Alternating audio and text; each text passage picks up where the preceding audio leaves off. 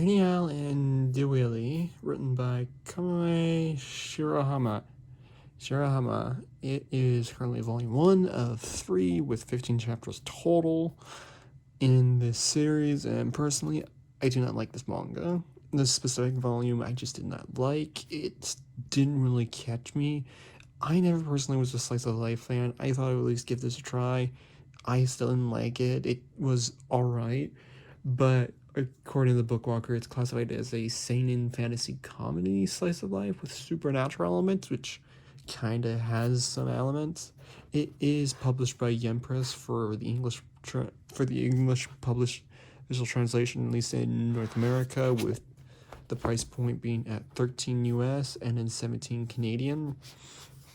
Yeah, just pause it right there if you want to read the synopsis, but I'll just read it anyways. Angels and demons aren't known for getting along, but their shared enthusiasm for designing labels and luxury items has drawn Angel Eniale and Demon Dewiela, whatever you want to pronounce those two names, into a tempestuous friendship with has a tendency to devolve into conflict. With the powers of heaven and hell behind them, even a minor fashion disaster can have near apocalyptic consequences for the people of Earth.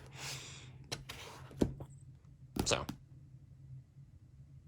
how do I think about it? It's not the greatest. I feel like the first chapter could have been cut without the unnecessary, like, baby arc, where basically they find a random baby after fighting or disagreeing over, I think, like, Dewiela using Enila's like lipstick or using it up and then not forgiving and all that.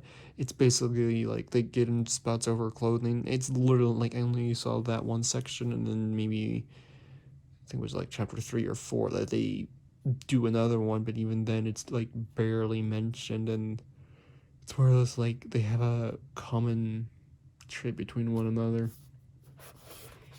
Yeah, I mean, it's nice. The art style is enjoyable. You got blind leg guy right here, which technically is supposed to be kind of an accurate depiction of what an angel or like the angels officially look like, not the ones with like the wings.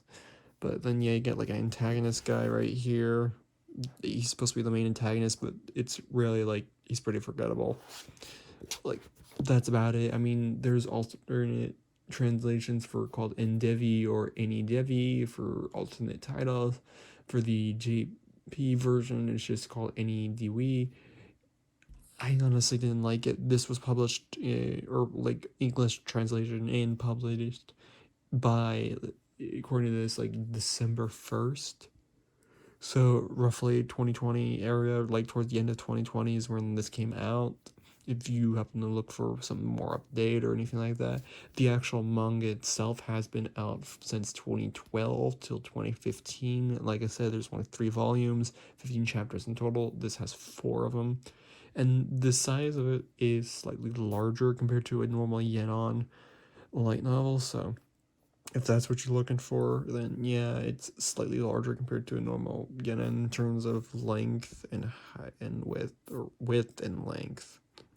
So I personally enjoy it, but you may enjoy it. I'm not much of a slice of life person myself.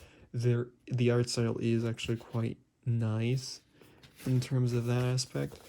You do have nice art style like this, which is really reminiscent of how just kind of it looks nice in my opinion. It's nothing to write home about, but it's nice and it works for the style. It's just not what I personally. It works, but I just didn't like the story. Like the art style is fine, the story is just meh. So that's just me in my opinion. You may have a different opinion. So I recommend it if you happen to like slice of life and you don't mind some supernatural slash fantasy elements and maybe some why is this in the story kind of thing, then that's fine. But that's about it. Peace.